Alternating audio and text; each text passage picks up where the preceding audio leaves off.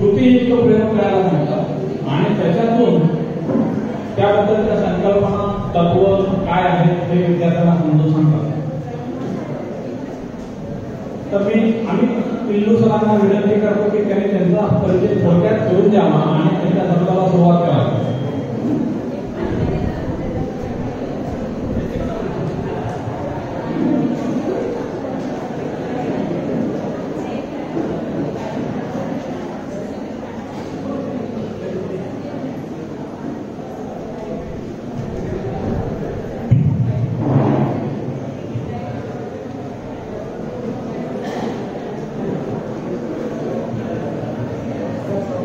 नमस्कार. मागचे जे अमूल्य शिक्षक आहेत त्या बसून गेल्यावर रुपये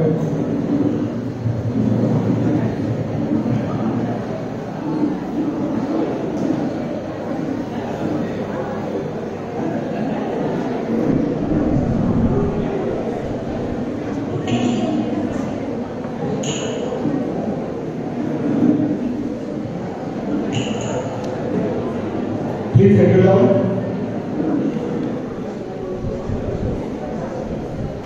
Please settle down. Thank you. माझी ओळख करून देतो. मुद्दाम सर माझी ओळख करून देतो मॅडम. मी सांगतो काय काय ओळख करून देत नाही. माझं नाव अभित पिल्लू. मी आनंद निकेतन नावाची जी नाशिकमधली एक प्रयोगशील शाळा आहे तिथे डॉक्टर कमला सोहनी विज्ञान केंद्र नावाचं एक विज्ञान केंद्र आहे की ज्याला आम्ही सायन्स एक्सप्लोरेटरी म्हणतो. या विज्ञान केंद्राचं क्रिएशन मी करतो, त्याला लीड करतो आणि बाय प्रोफेशन मी इकॉनॉमिस्ट आहे आणि मास्टर नाही आहे. त्याच्यामुळे शिकवण्यामध्ये अडचणी येतात जे तुमच्याबरोबर बोलताना येतील कदाचित, थोडं समजून घ्या. मुलांबरोबर डील करणं, मुलांबरोबर विज्ञानाची गोडी लावणं आणि प्रयोगाधिष्ठित शिक्षण एक्सपेरिमेंटल लर्निंग मध्ये जास्ती एक्सप्लोर करणं या सगळ्या गोष्टींवर मी काम करतो. सेंट्रल गव्हर्नमेंटची department of science and technology किंवा विज्ञान आणि तंत्रज्ञान मंत्रालय त्याचं सीट डिव्हिजन नावाचं डिव्हिजन असतं. त्या डिव्हिजनचा फेलो आहे. त्या डिव्हिजनसाठी काही एका 2 प्रोजेक्ट्सवर प्रायमरी इन्व्हेस्टिगेटर सायंटिस्ट म्हणून काम करतो आणि मधल्या वेळामध्ये आनंद निकेतनमध्ये कॉन्ट्रीब्यूट करतो. पुढे जरी बोलतो आहे आता आपण काय करणार आहोत ते बघूया. मला जो वेळ दिला गेला ना तर मला माईकवर बोलण्याची सवय नाही आहे कारण माझा आवाजच खूप मोठा आहे. म्हणजे मी माईक काढला तरी आवाज शेवटपर्यंत पोहोचेल पण तरी बोलतो जरा कमी ओढायला लागेल. सर्दी झाली मला त्यामुळे आवाज जरा बदलला. आनंद निकेतनमध्ये आम्ही जे काही प्रयोग करतो गेले काही वर्ष करत आलेलो आहोत. बऱ्याच जणांना आनंद निकेतन शाळा माहिती असेल, ऐकून तरी माहिती असेल. कामगारांचं सातपूर जवळ आहे, मराठी माध्यमाची शाळा आहे आणि जाणीवपूर्वक मराठी माध्यमाची शाळा आहे आणि आम्ही आमचं विज्ञान देखील प्रामुख्याने मराठीत शिकवतो.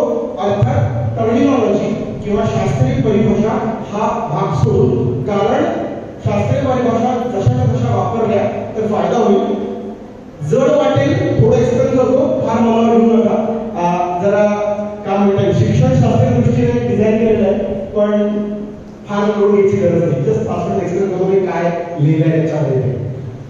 प्रयोगाधिष्ठित शिक्षण म्हणताना अनेक प्रकारचे पैलू येतात आणि त्या पैलूंसाठी मी काम करणार आहे, आपण चर्चा करणार आहोत, बोलणार. आणि मी मुद्दाम म्हणणार आहे की हा मोनोलॉग नाहीये, हा डायलॉग आहे. मोनोलॉग नाहीये कारण मला जो टाइम स्लॉट हे सत्र घेण्यासाठी दिलेला आहे तो अत्यंत इंटरेस्टिंग आहे. कशासाठी इंटरेस्टिंग आहे कारण ही जेवणानंतरची वेळ आणि त्यामुळे जेवणानंतरच्या वेळेमध्ये स्वाभाविकपणे डोळा लागण्याची शक्यता असते. त्यात काय वाद नाही. गुलाबजाम वगैरे होतेच मी ऐकलंय त्याच्यामुळे तर नक्कीच डोळा लागू शकतो. जर डोळा लागतो असं वाटलं तर बिनधास्त हात करून सांगा की सर जरा जो घे आपण वेगळं काहीतरी करूया. त्यामुळे हा मोनोलॉग नाही, हा डायलॉग आहे. त्यामुळे तुमच्याकडनं पार्टिसिपेशन मी एक्सपेक्ट करतो आणि आपण त्याच प्रकारे ही ऍक्टिव्हिटी डिझाईन पण केलेली आहे. कुठल्याही क्षणी असं वाटलं की बोर होत आहे, बिनधास्त सांगा, मला लाग येत नाही, कमाल मला आता कंटाळा आलाय, मला बोर येत आहे, कुठल्याही कारणासाठी इकडून तू बाहेर असेल मला सांगायची गरज नाही, इकडे घेऊन जाऊ शकता. ज्या सूचना मी मुलांना देतो त्या सगळ्या तुम्हाला देतो. कारण सगळ्या प्रकारचे ब्रेक्स लागू शकतात आणि त्यासाठी एकमेकांशी बोलत राहण्यापेक्षा बाहेरून बोललेलं कधीही चांगलं. त्यात या स्टुपिड बॉक्सचं एक अडचण आपल्याकडे असते, मी माझा हायलाइट केलाय, तुम्ही करावा अशी अपेक्षा आहे. चला सुरू करेंगे. इंट्रोडक्शन सुरू झालं. आता मी हे काय लिहिलंय हे सगळं सांगायचा प्रयत्न करतो. वैज्ञानिक दृष्टिकोन म्हणजे काय, ऍप्टिट्यूड म्हणजे काय, किंवा विजन म्हणजे काय, प्रामाणिकपणा सांगायची गरज नाही. तुमच्या फंडामेंटल्स बरोबर तुम्ही ऑलवेज प्रामाणिक राहिलं पाहिजे, की मी मानतोय की हे आहे, मानतो मानतो. पुराव्यांचा आदर. आज मला असं वाटतंय की या हवेमध्ये आर्द्रतेचं प्रमाण खूप जास्ती आहे, म्हणजे मॉइश्चर कंटेंट जास्ती आहे.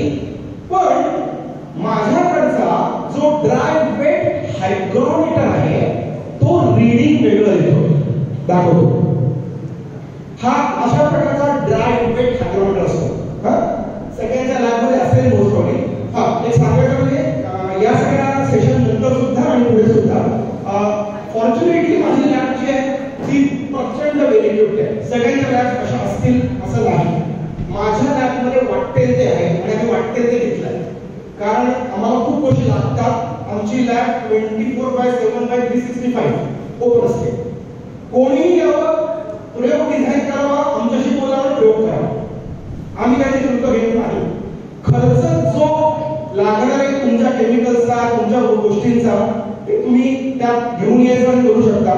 इन्स्ट्रुमेंट लागतात, ते 3D प्रिंटिंग पासून ते ग्राइंडिंग, कटिंग, वेल्डिंग, इन्स्ट्रुमेंटेशन मध्ये बरीचशी इक्विपमेंट्स ही सगळे आमच्याकडे आहेत. लॅब इक्विपमेंट्स तर आहेतच. प्रचंड वेगळ्या प्रकारचे ऑडिओ किट्स आहेत, त्यामुळे प्रचंड सेन्सर्स आहेत, त्यामुळे वाटते ते सेन्सिंग करू शकता, वाटते ते डिझाईन करू शकता. त्यामुळे हे फ्रीडम देतो, ते डोक्यात ठेवा आणि जेव्हा आपलं सेशन चालू जाईल त्यावेळेला जर काही प्रयोग प्रकल्प डोक्यात आले तर नंतर डिस्कस करा, शाळेतून डिस्कस करा, आपापसात करून त्याचे डिझाईन करायचा प्रयत्न करा, मुलांसाठी सुद्धा आणि तुमच्यासाठी सुद्धा. पुराव्यांचा आदर. माझा ड्राय वेट हायग्रोमीटर हा काहीतरी वेगळं सांगतोय. मला वाटतं 95-96% असेल, पण ड्राय वेट हायग्रोमीटर सांगताना सांगतोय 85% आहे. जर मला माझा सायंटिफिक कॅलिब्रेटेड इक्विपमेंट जर मला सांगताय की ते 85 आहे, then I should and have to believe it. मला वाटतंय या संकल्पनेला थोडासा इथे काक्षर द्यावा लागतो. हे आहे, मला वाटतंय पेक्षा हे आहे हे महत्वाचं आहे. आशावादी दृष्टिकोन, हायपोथेसिस चांगला असायला पाहिजे.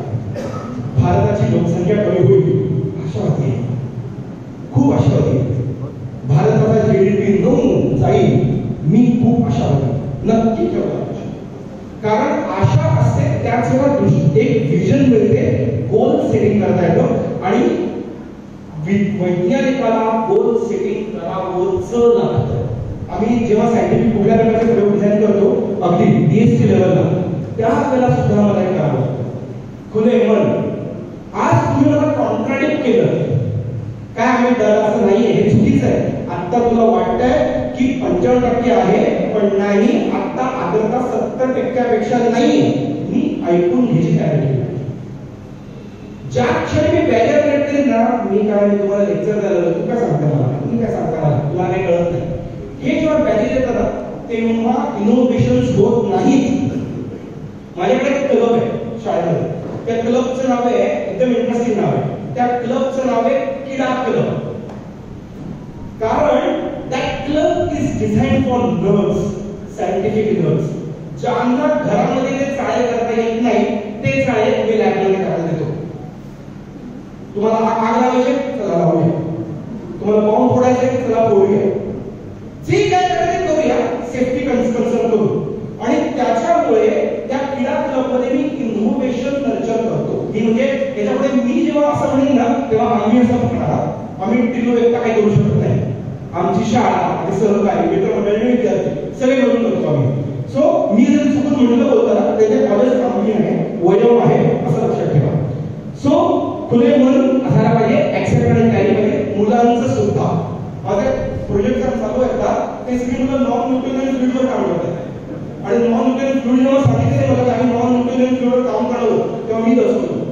कारण आधी नॉन न्यूटोनियन फ्लुइडवर काम करायचं असतं म्हणजे काय करायचं असतं मला शिकायला. मग त्याच्यावर पुढची गोष्ट आहे. त्यामुळे कोणी ऍक्सेप्ट करायचं चला करताय ना तुमच्याकडे हायपोथेसिस आहे ना आपण करूया. संयम 50 वर चुकलं तरी पुढे जायचं असतं. लवचिकता फ्लेक्सिबिलिटी हवी. कधी मार्ग वाकडे काढायला लागतात ते ठेवायला पाहिजे. सहानुभूती ठेवायला हवी. प्रत्येक सब्जेक्ट बद्दल आणि मतांबद्दल सुद्धा बदलाची तयारी स्वतः चेंज करायला हवा. मला असं वाटत होतं आतापर्यंत की मी जो तत्व घेऊन चाललोय वैज्ञानिक ते तत्वच करेक्ट आहे. नसेल. आज पुराव्याचा आधार केल्याने तत्व बदलेल क्या? आज मी मानून चाललोय न्यूटन बरोबर आहे. आज मी मानून चाललोय आणखी 50 सायंटिस्ट बरोबर आहे. ते सगळे चुकीचे ठरू शकतात. मला माहित नाही. त्यामुळे बदलाची तयारी, प्रायोगिक तत्वाचा वापर, ट्रायल अँड एरर बेसिसवर काम करत आहे. संशयखोर वृत्ती म्हणजे क्वेश्चन केली. जबरदस्त प्रश्न विचार. आमच्याकडे विज्ञानिक तासामध्ये 1 तासाने असा असतो की जो असतो प्रश्नांचा तास. The hour of questions. म्हणजे काय? त्यावेळेला आम्ही मुलांना प्रश्न विचारतो. थोडक्यात शिक्षकाची चिरफाड करण्याची परवानगी खुली मुलांना. काय फाडायचं फाडायचं मला तुम्ही. त्यामुळे मी काय होतो हे चॅलेंजिंग करायसाठी. कारण मला कित्येक गोष्टी माहित नसतात आणि त्याच ऍक्सेप्ट करण्याची पण तयारी पाहिजे की बाबा रे मला माहित नाही. मी शिक्षक म्हणजे गुगल नाही. मला येत नाही येत तर नाही येत विषय संपला. पण हे ऍक्सेप्ट करा मुलांसमोर. ज्या क्षणी मुलांसमोर ऍक्सेप्ट करायला त्या क्षणी तुम्ही अत्यंत छान वेगळ्या विद्यार्थी मोडमध्ये जाल. आणि ते फार इंटरेस्टिंग आहे. खूप मजा येते व्हायला. बरं म्हणजे मी जेव्हा शाळेत होतो ना ते डिझास्टर होतं. कारण शाळेत जेव्हा होतो तेव्हा फक्त फटके खाल्ले आणि मला कधीच शाळा आवडली नाही. कधीच कॉलेज आवडलं नाही. आवडता विषय घेऊन सुद्धा. पण आता पुढे प्रवास केल्यानंतर लक्षात येतं की आता परत विद्यार्थ्यांना खूप मजा येते. उत्सुकता क्युरिओसिटी पाहिजे. त्याशिवाय मजा नाही. बौद्धिक आवेग वस्तुनिष्ठता बाकी बरंच काही आहे. आपण पुढे जाणार आहोत. निर्धार हवा, सर्जनशीलता हवी, प्रतिसाद हवा. प्रामाणिकपणा बोलूया. या सगळ्याला आम्ही म्हणतो वैज्ञानिक दृष्टिकोनाचा सूर्य. हा सूर्य जेव्हा तुमच्या डोक्यामध्ये उगवेल तुमच्यामध्ये परत आपल्या डोक्यामध्ये उगवेल त्यावेळेला आपण एक बॅरियर क्रॉस करून विज्ञान शिक्षक होण्याच्या तयारीला लागतो. होत नाही तयारीला लागतो. आणि ते फार आवश्यक आहे.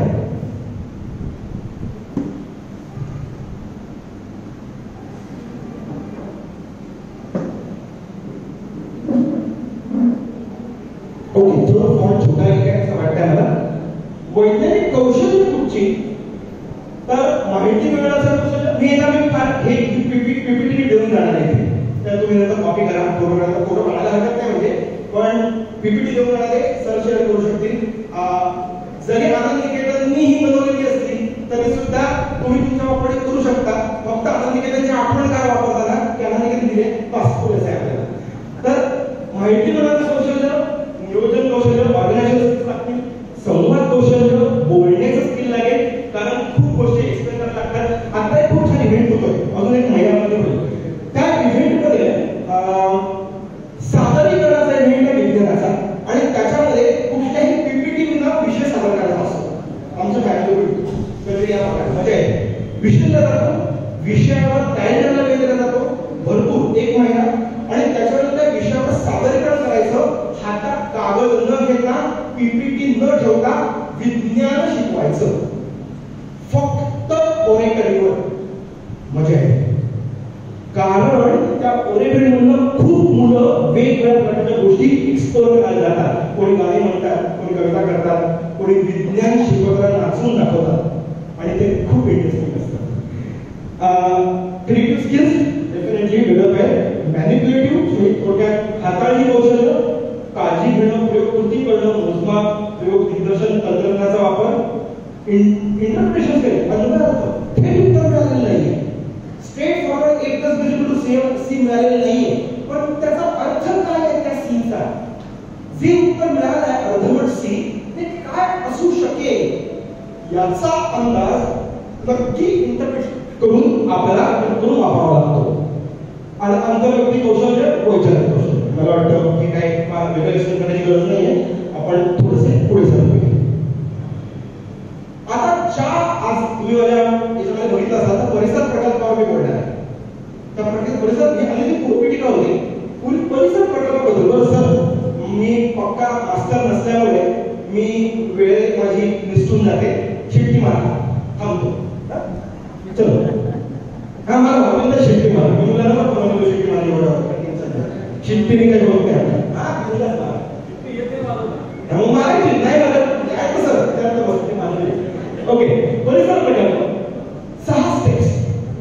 विषय निश्चिती, नियोजन, आराखडा, कृती, विश्लेषण, निष्कर्ष. बस या 6 स्टेपवर पीएचडी पासून सगळे प्रकल्प थिसिस तयार होऊ शकतात. या 6 स्टेप फॉलो करायच्या. कशा? विषय निश्चिती करा, काहीतरी निर्णय घ्या की मला याचं काम करायचं.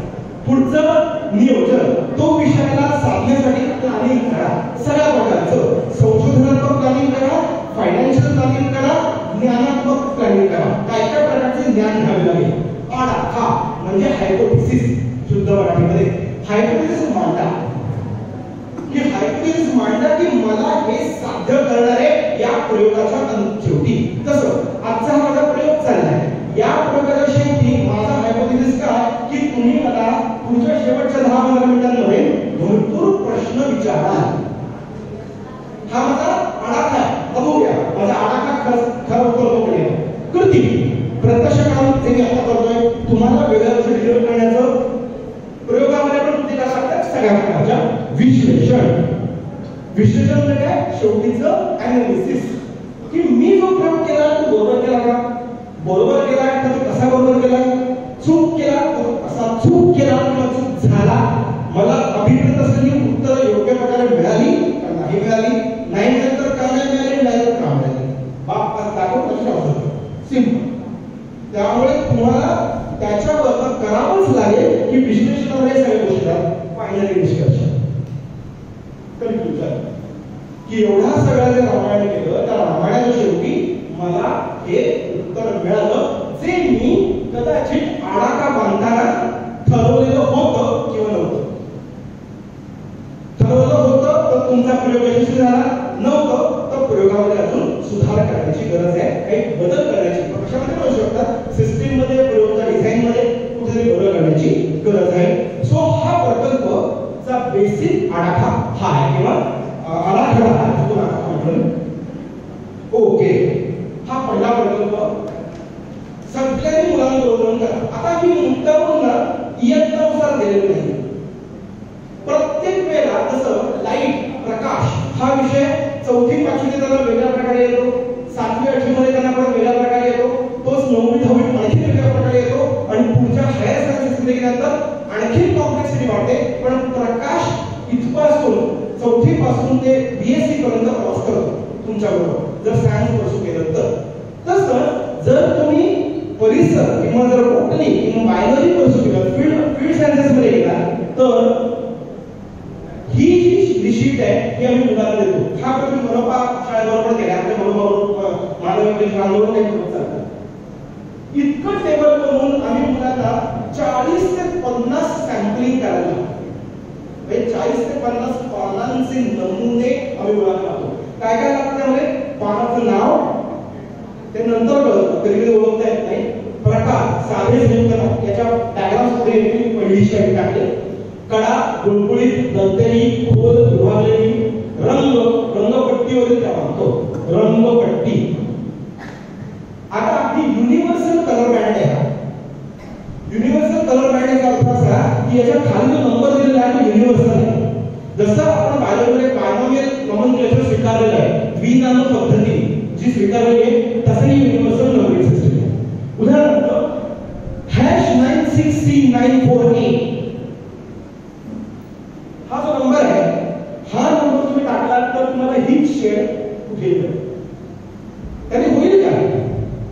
मी इथे बसलोय, तुम्ही दिल्लीमध्ये आहात आणि मी एका पानाचं वर्णन करतोय. अरे मला आपल्याला या रंगाचं हे पान मिळालं, त्या पानाचा रंग हिरवा होता, नाही का? पोपटी होता, गडद हिरवा होता नाही काय, हा नंबर वाला हिरवा होता काय. त्यामुळे तो नंबर जर रिफर केला की त्यालाही कलर शेड परफेक्ट कळेल आणि कलर शेड कळल्यानंतर कित्येक गोष्टी फाइंड आउट करतात. आता मला खूप गाण्याचा विषय आहे. आम्ही जीआयएस खूप वापरतो. जीआयएस म्हणजे जिओ इन्फॉर्मेटिक्स. आणि जीआयएस मध्ये ह्या कलर्सचं खूप महत्व असतं. कारण ज्या वेळेला आयआर इमेजरी म्हणजे इन्फ्रारेड इमेजरी वरून घेतली आहे किंवा आणखी वेगळ्या प्रकारच्या इमेजेस घेतले जातात, त्यात कुठले रंग बाउन्सबॅक होत आहेत खालून वर याच्यावर ते ऑब्जेक्ट काय आहे याचे काही आराखे आहेत. आमचा एक प्रकल्प अंधेरी पर्वतावर चालू होता. अंधेरीवर आम्ही काय स्पेसिफिक झाडांचं काम करत होतो. झाडांचे आम्ही फोटोग्राफ्स काढले, त्याच्या टॉपोशीट्सवर मार्किंग केलं, करेक्ट लोकेशन जीआयएस मध्ये वापरली, त्याच्या त्या पर्टिक्युलर झाडाचं रिफ्लेक्शन ज्या प्रकारे एक स्पेक्ट्रम जो मिळाला त्या स्पेक्ट्रम वर आम्ही आता जगभरात ते झाड कुठे कुठे आहे हे नाशिकमध्ये बसून बघू शकतो. इथपर्यंत जीआयएस ची मदत गेलेली आहे. त्यामुळे हे फार महत्वाचं आहे. याची सुरुवात शाळेमध्ये करा. आणि आम्ही नुसतं याच्यावरच करत नाही, आम्ही स्किन टोन बरोबर पण करतो. आम्ही स्किन टोन साठी सुद्धा स्टँडर्डाइज नंबरिंग सिस्टम आहे. आपण म्हणतो की हे बहुवर्णीय आहे, बरोबर. काही थोडे गोरे असतात, काही थोडे काळे असतात, पण त्यांच्यामध्ये ज्या शेड्स आहेत या शेड्स मध्ये आम्ही डिफरन्शिएट करू शकतो याच्यावर. आणि त्याचा संबंध इक्वॅलिटी बरोबर जोडतो. कारण भारतीय हवामानाला मी खूप जोडतो उद्या. भारतीय हवामानाला हा रंग कसा चांगला, जास्ती कोरेपणा त्रासदायक आहे का, हे सगळं एक्सप्लेन करत आहे. जसं जितका रंग डार्क तेवढं व्हिटॅमिन डी चं सिंथेसिस कमी, जितका रंग व्हाईट तेवढा सिंथेसिस जास्ती. फायदा ना पांढऱ्या स्किनचा. पण तीच पांढरी स्किन ज्या वेळेला उन्हात जाते ती यूव्ही मॅक्सिमम ऍब्सॉर्ब करते आणि सनबर्न होतात. त्यामुळे तो अणू सिलेक्ट झाला. याचा इव्होल्यूशन मध्ये परफेक्ट इक्विलिब्रियम झाला आणि आपण बहुवर्णीय झालो. We are brown skin people. We are not white or not black. We are brown skin people. Why? Because it supports our climatic conditions. So आम्ही जरा सगळं एक्सप्लेन करतो आणि मग त्याच्यामध्ये गेल्यानंतर केमिकल्सला कनेक्ट करायचं आणि फेअर अँड लवली पर्यंत घेऊन जायचं. आता फेअर अँड हँडसम अरे नाव पण बदललं ना, काय बदललं गेलं नाव बदललं. सॉरी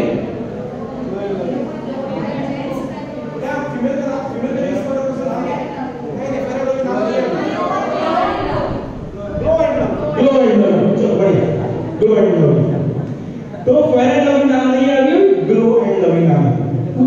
तिथपर्यंत घेऊन जायचं हे आवश्यक आहे. विज्ञान हे कधी सिंगल युनिडायरेक्शन नाहीये. सगळ्यापासून येतं, सगळं कडनं येतं आणि भोरभर येतं. तुम्हाला फक्त ते हार्नेस करता आलं पाहिजे आणि कसं चॅनलाइज करायचं मुलांबरोबर ते कळलं पाहिजे. सो रंगपटल क्रमांक चीक आहे की नाही, त्यातनं पांढरा लॅटेक्स निघतो तो आहे, त्याच्यावर फॅमिलीज करू शकतात. पृष्ठभाग केसाळ तेलकट, सरफेस कसा आहे, स्पर्श. मी कुठल्याही नॅचरल सायन्सेस जेव्हा काम करतो त्यावेळेला मी असं म्हणतो की मी पंचेंद्रिय राहतो. नाक, दृश्य, दिसणं, कान, स्पर्श, जीभ आणि गंध. ही पंचेंद्रियाने तुम्ही सगळं कुत्रा बऱ्याचशा गोष्टी तुम्हाला कळतात. अर्थात काही गोष्टी चौघांच्या लायकीच्या असतात, त्या बघू नये, थोडा एक सामान्य ज्ञान ठेवलं पाहिजे. पण अदरवाईज या 5 गोष्टी वापरल्या की खूप काय काय करता येतं विज्ञानामध्ये. सो तो स्पर्शाचा भाग केसाळ तेलकट, देठ आहे की नाही, आकार 2 टेबलवर ठिकाण टेबलवर 2 काय एक पुढे येतात. मग पानाचा आकार, पानाच्या काळात हेच मी इथे खाली म्हणजे हा झाला कलरस्टिकचा भाग. आता याचेही ज्या वर्कशीटचे एक्स्ट्रॅक्ट्स आहेत, आम्ही 4 पानी 5 पानी वर्कशीट देतो या संदर्भातली. ही ती शीट आहे. हा रेफरन्सेस आहे. या रेफरन्सेस वरून मुलं प्रचंड प्रमाणामध्ये आयडेंटिफाय करायला लागतात. एकदा का हे जमलं ना की मला माहित नाही कोणाचं बॉटनी मेजर होतं की नाही. जर बॉटनी मेजर असेल तर जेव्हा म्हणजे माझं बॉटनी मेजर होतं त्यावेळेला ज्या वेळेला तुम्हाला हे आत्तापासून लक्षात लागतं ना त्यावेळेला तुम्ही जेव्हा FYBSC ला जाता आणि तुम्हाला टॅक्सॉनॉमी येते, त्यावेळेला टॅक्सॉनॉमी किती वाट लावत असते सुरुवातीच्या काळात, इथून सोपं होतो. टॅक्सॉनॉमी मोस्ट इंटरेस्टिंग सब्जेक्ट, मला भयंकर आवडते. मी झॉलॉजीवर आवडत आहे टेक्निकली बाबतीपेक्षा, पण मला टॅक्सॉनॉमी खूप आवडते. सो या प्रकारची पानं तुम्हाला दिसतात, ती लोक ओळखतात. इथे आपण काय करतो माहिती का, इथे आपण विजन क्रिएट करतो. तुम्ही आज बघून जा, हा चार्ट प्रिंट करून बरोबर घेऊन जा. नुसते फिरायला तर तुमच्या समोर तुम्हाला काही अपत्य असतील, मुलं मुली छोट्या शाळेला करायचे असतील समज, त्यांच्याबरोबर प्रयोग करून बघा. एकदा हातात द्या, एकदा हातात दिलं की तो तुम्हाला त्रास देईल. आई हे पान कुठलं आहे, बाबा हे पान कुठलं आहे, ही अशी कडा कशी आहे, तिरकीच आहे का, वाकडीच आहे का, ही अशी आहे का, कशी आहे का. पास शिकलं विज्ञान बरोबर तुमचं का लागतं विज्ञान शिकायला, हेच विज्ञान आहे. सो त्यामुळे याचा रेफरन्स, आता याच्या रेफरन्स बरोबर मी परत 9वी मध्ये थोडी सुटी मारतो. 9वी मध्ये क्लासिफिकेशन येतं. माझ्या शाळेमध्ये क्लासिफिकेशन हा धडा गेल्या 10 वर्षामध्ये मी वर्गात घेतलेलाच नाही. माझा क्लासिफिकेशन शिकवण्याची क्लासरूम ही इंजिनिअरिंगचा पायथा ते माथा 3 तास वर्ग क्लासिफिकेशन. ऑलमोस्ट सगळे फायदे सापडतात ना, ऑलमोस्ट सगळे फायदे सापडतात. आणि त्याच्यामुळे अनालिसिस सापडतो, ऑटोडा सापडतो, डेटाकोडा सापडतो, आयटीएस सापडतो, सगळे सापडतात. प्रोटोजोआ सापडतात पण ते बघताय काय, पण हे सगळे सापडतात आणि सगळे तिकडे बघता येतात. लायकेन काय गरज आहे सहजीवी जीवनमध्ये शिकवण्याची. बघा इथे लायकेन एकदा झाड उगवलेलं 6 प्रकारची लायकेन मी डॉक्युमेंट केली अनिवार्य 6 स्पीशीज. एकदा का लायकेन कडे बघितलं की आयुष्यात लायकेन बरोबर विसरत नाही. एकदा का तिकडे जाऊन त्याने फंगस कसे बघितलं, मी आता जस्ट मगाशी वाचत होतो, माझ्या लायब्ररीमध्ये जवळपास 25 प्रकारची फील्ड गाईड्स आहेत. त्यातलं फंगस फील्ड गाईड आहे, कंटिन्यूली 2-3 आयडियाज वाटतं मला. हे जसं हे आहे तसंच हे रॉकेट मिनरल्सचं फील्ड आहे. One of the amazing books. खूप प्रकारचे दगड आणि गोटे. आम्ही एक ट्रिप फक्त रॉकिंगसाठी करतो. रॉकिंगसाठी म्हणजे तर फक्त दगडांच्या देशात, आपला आहे ना महाराष्ट्र एवढा, राकड देशात, कणखर देशात, दगडांच्या देशात, या दगडांच्या देशात होतं विज्ञान. दगडांच्या देशातून दगड कलेक्ट करायचे, दगड अभ्यासायचे, दगड अभ्यासाच्या पद्धती करायच्या, अशी पुस्तकं जवळ ठेवायची, एखाद्या तज्ञाला बोलवायचं. तज्ञ पण खूप आहेत नाशिकमध्ये. नाशिक भाग्यवान लागलं, आपण भाग्यवान सगळे, इतके प्रकारचे तज्ञ नाशिकमध्ये पडलेले आहेत. त्याला बोलवत येतात, आमच्याकडे येतात, तुमच्याकडे येतील. त्यामुळे रॉक्सचा अभ्यास करायचा. आम्हाला किती गोष्टी मिळाल्या. आम्हाला फॉसिल्स मिळाले पोरांना, जी कोणी बघत नाही. 6वीमध्ये धडा येतो फॉसिल्स आणि कार्बन डेटिंग. कधी येतं 6वी का 7वी? हा 7th मला लक्षात नाही, पण 7th आहे. कार्बन डेटिंग करते आम्ही इतके सुंदर प्रोजेक्ट करतो. आम्ही आर्टिफिशियल फॉसिल्स बनवतो. फॉसिल कसं बनतं थोडं सांगेल. इव्होल्युशन मध्ये म्हणजे सगळ्या पृथ्वीच्या प्रवासामध्ये फॉसिल कसं बनतं, हाऊ फॉसिल्स वर फॉर्म थोडं सांगेल. Yes, how like what is the process? How it formed? How it got fossilized? Under pressure and under temperature. Huh? Under pressure and under temperature. Under Pressure and temperature. correct. 2 factors: pressure and temperature. Let's mimic those things. या 2 गोष्टी imitate करायचा प्रयत्न करू घरी. समजा कसं जमेल. आम्ही मस्तपैकी चिखल घेतो, छानपैकी चिखल घेतो. आपला गणपतीचा असतो ना चिकन, त्या टाईपचा एक मस्तपैकी बाहेरला मासा घेऊन यायचा. हा मासा आपला खातो, अख्खा मासा आणायचा, अख्खा मासा त्यात ठेवायचा त्या चिखलात, वरणावर चिखल घालायचं. आणि पहिल्या दिवशी सुरुवातीला एवढे हे लागतात, त्याला ड्रायरने थोडं ड्राय करायचं आणि ड्रायरने ड्राय करून खड्डा करून त्याच्यावर भरपूर त्याला खाल्लं प्लास्टिक टाकायला लागतं. भरपूर 2-4 दगड ठेवून त्याला 6 महिने सोडून द्यायचं. 6 महिन्यात टेम्पररी फॉसिल्स क्रिएट होतात. आपल्याला फोटो येतात आपण नंतर दाखवतो तुम्हाला. इतकं सुंदर फॉसिल बनतं की फॉसिल बनणं ही प्रक्रिया काय हे मुलांना नंतर एक्सप्लेन करायला लागत नाही. वास खूप छान आहे वास असल्यामुळे पण टेक्स्ट सायन्स आहे, काय काय कॉम्प्रोमाइज करायला पाहिजे. तर त्यामुळे या सगळ्या फील्ड लाईट्सचा अत्यंत भन्नाट वापर करता येऊ शकतो. म्हणजे आमच्याकडे सेशन घेतो आम्ही, त्यात सगळी लायब्ररीमध्ये आपण फील्ड लाईट्स मांडतो, सगळ्या वर्गाला बसवतो आणि मग 1 तास बघा. फील्ड लाईट बघायला बसले की मग हरवून जातात त्याच्यामध्ये. इतकी सुंदर सुंदर चित्र. आता तुम्ही सेशन झालं तुम्हाला देतो 10 मिनिटं, याचे चित्र तुम्ही बघा. अजून एक मला वाटतं काय okay, fresh water fishes of central India किंवा हे तर सगळ्यात माहिती पुस्तक आहे. डॉक्टर सलीम अलींचं भारतातील पक्षी, the book of Indian birds original. भरपूर फील्ड भारतामध्ये अवेलेबल आहे. भारतीय गोष्टींची, नाशिक मधल्या गोष्टींची सुद्धा फील्ड अवेलेबल आहे. ती सगळी फील्ड वापरायची. आणि हा विषय तुम्हाला मी उत्तम इयत्तांमध्ये प्रयोगांमध्ये सांगत नाही, मी तुम्हाला प्रकल्पांमध्ये सांगतोय. एका प्रकल्पाच्या किती डायमेन्शन असू शकतात ते तुम्हाला लक्षात येईल. हा एक झाला वनस्पतीचा प्रयोग होतो. मगाशी मी थोडासा रॉक्स आले तो मातीच्या संवर्धनाचा 6वी मध्ये धडा घेतो 6th क्लास मध्ये. लेयर्स हा आम्हीच काढलेला फोटो आहे. किती लेयर्स आहेत बघा. मुलं मार्क करतात 1 2 इथे छोटा लेयर आहे 3 4 5 आणि 6 होता टाकलेला असतात.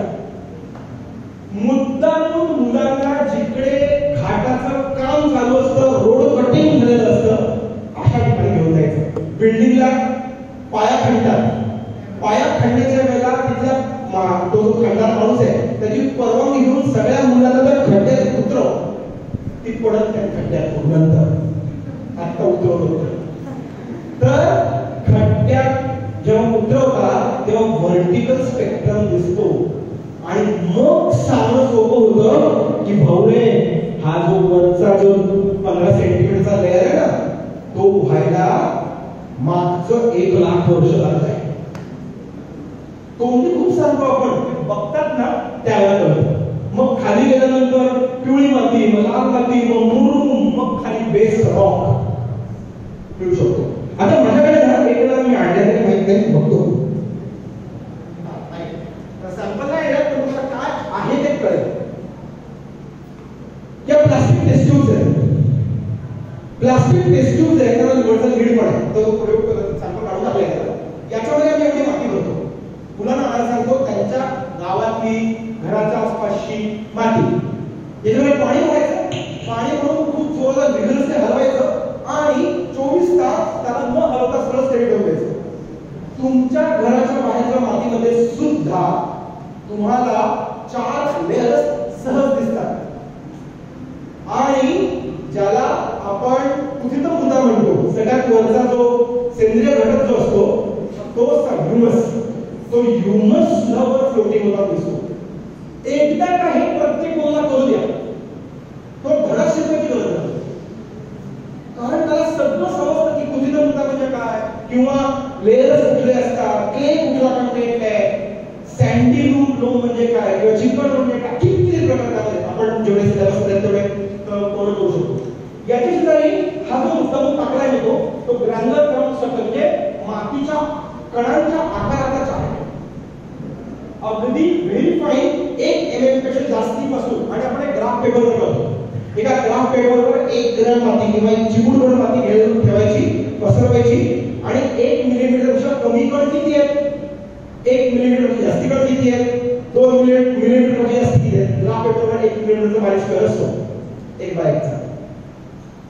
Very easy. अर्धा पाऊण तास मुलं एंगेज राहतात, अजिबात आवाज न करता, कारण काहीतरी प्रचंड डोक्याला आणि हाताला खाद्य असलेली गोष्ट पण असते. आणि त्यामुळे मातीचं स्ट्रक्चर काय